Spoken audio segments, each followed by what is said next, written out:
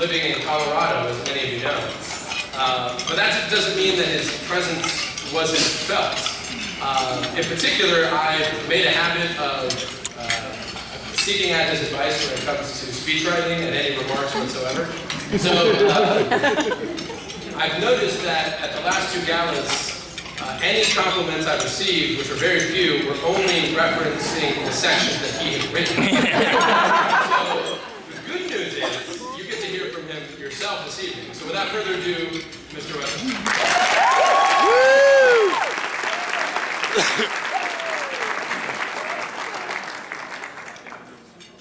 I was waiting for Seton for 7 years, taking care of my mom in Colorado until her death in September. I returned to Seton in January. How can I convey how thankful I am to be back and how much I owe to Seton? Well, as it happened, I recently spoke at a teenage fashion show held in Seton and have edited speeches for one who talks internationally on fashion and cosmetics. So it came to me that I could show gratitude and express debt by talking about my gala attire. We'll do this as a third-person narrative. For tonight, he has chosen a modest two-piece suit because he finds it both fun and comfortable. He also chose it because it was the only suit in the closet. He acquired this suit more than a decade ago from a Seton mom whose husband had gained weight.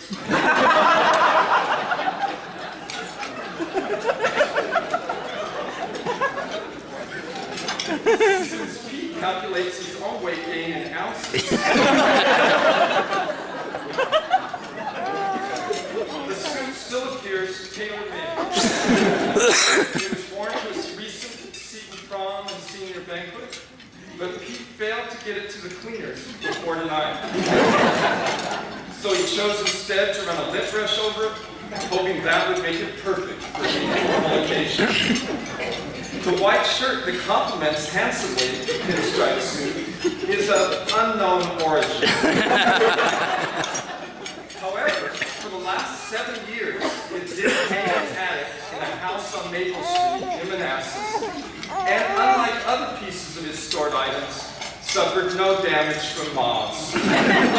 So it was the right choice for tonight's social affair. We now turn to accessories. Pete's tie.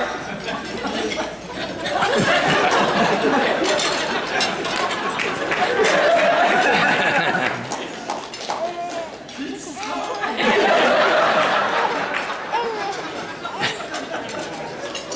Pete's tie, if it's like most of his ties, comes from among the unclaimed items.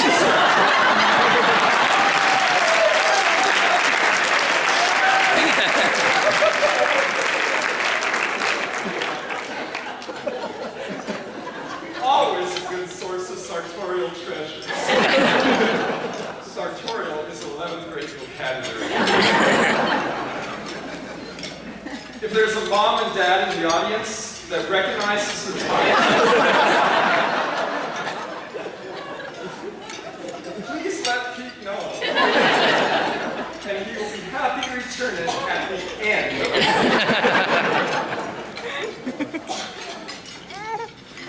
Finally, though unseen, but no less important, are the gently used shoes, which also came from a Seton family. They are a perfect fit and should make Pete both licensed and in demand on the dance floor. Licensed should be 11th grade vocabulary. Okay, enough on fashion. Back to the 7 years in Colorado. When people would ask me what I was doing there, I would tell them I'm a stay-at-home son.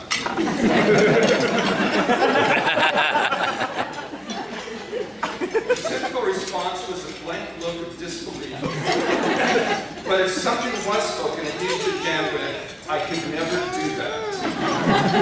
Apparently making taking care of an aging parent worse than having to sit in rush hour traffic every day or having to put children into daycare. If I had been shown at the beginning what the future held in taking care of Mom, I might have said I could never do that. Fortunately, life does not come at us in its entire bundle. It is given to us gently, day by day, and each day we can do what is required of us. God gives us whom we need and what we need when we need them. I am so happy to be back at Seton, to be amongst the students and with the faculty and around such wonderful families.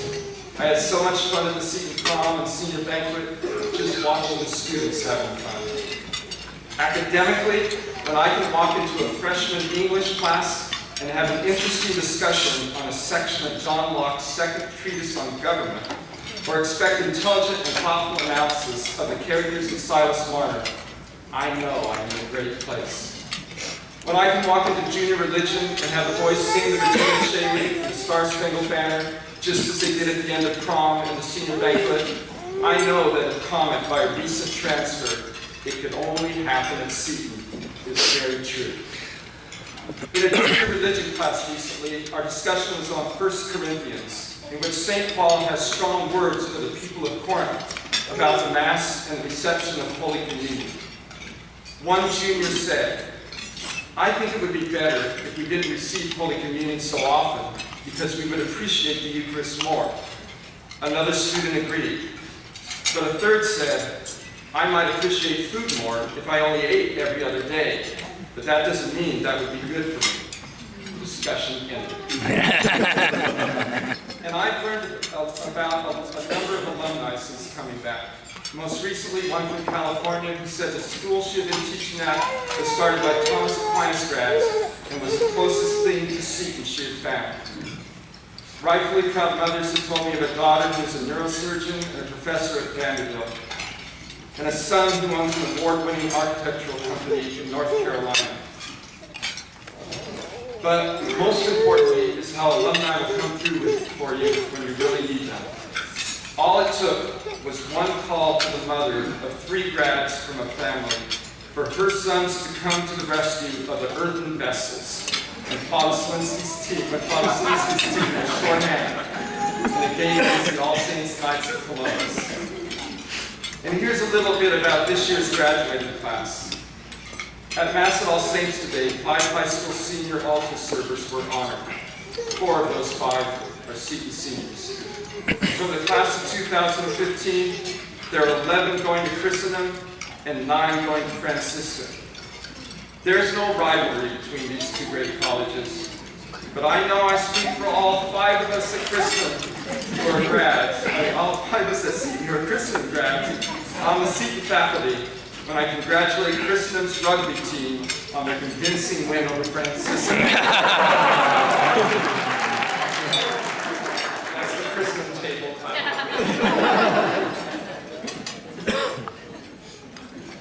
Here's a story from 7 years ago.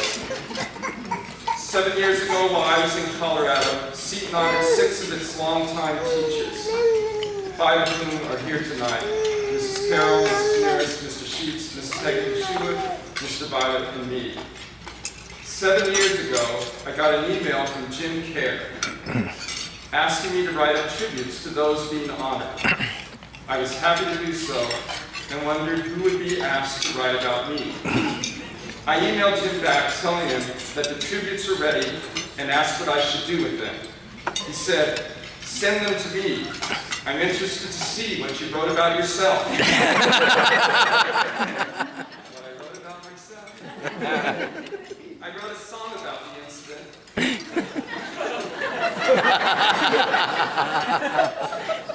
Here's the lines telling what happened after Jim told me I was expected to give a tribute about myself.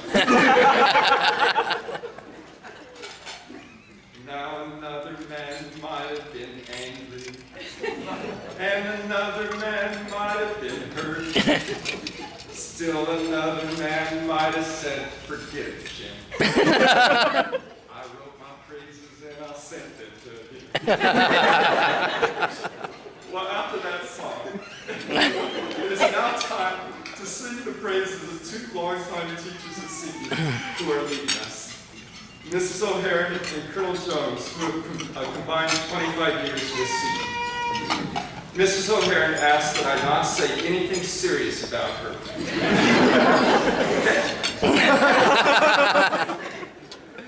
Mrs. O'Herron had children at Seton and then taught at Seton, and then went to get her master's and became head of guidance. We were so proud of her that we put her in what is basically the attic of Seton. It's on the 3rd floor of the old building, a place properly known as the Seton, but popularly known as nosebleed section. I'm not saying that it's remote, but we did hire Sherpas to guide students to our oxygen tanks were available. From her alcove, Mrs. O'Herron gave her guidance and treated altitude sickness. She also directed the Haiti project from there, so when she didn't have guidance business, she counted tubes of toothpaste and bars of soap. So I feel like saying something serious, but I respect very much Mrs. O'Herron's ability to guide and counsel, so I'll move on to Colonel Jones. Colonel Jones worked at the White House during the Clinton administration before coming to Seton. He was called into Clinton's office after he tendered his resignation. Bill asked him what he was going to do. Colonel answered that he would be teaching at Seton. As I understand it, the conversation after that went something like this. Colonel Jones. At the school, Mrs. Carroll teaches about the nature of God, that he is self-existent existence based on what God said in the burning bush. Bill, what did God say about bush?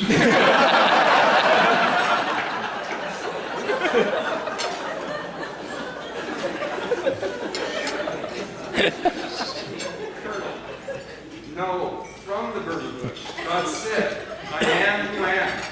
Tell the children of Israel that he who is has sent me to them. Bill, so the students there at Seton know what the real meaning of is?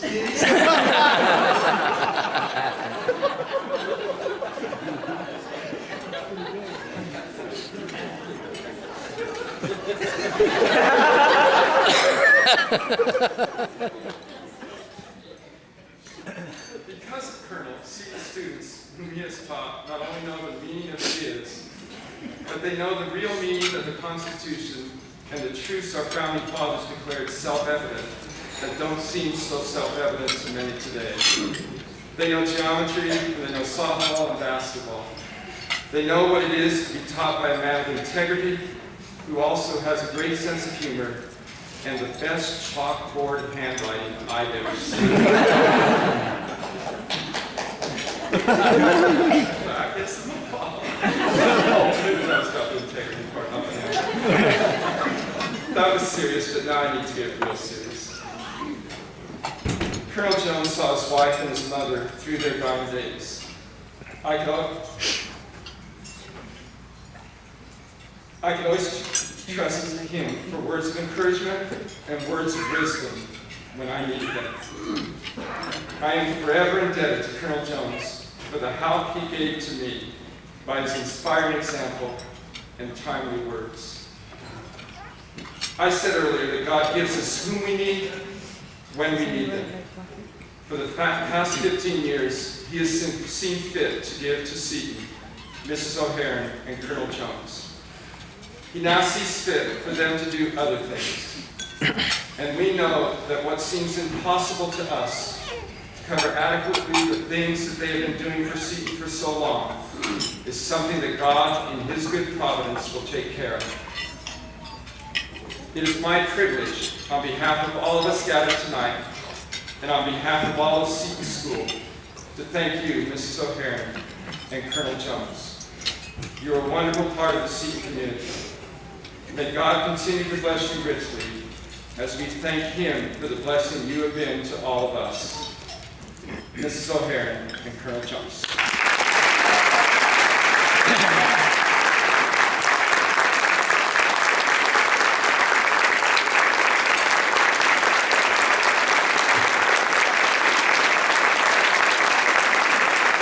Where's Mrs. O'Herron?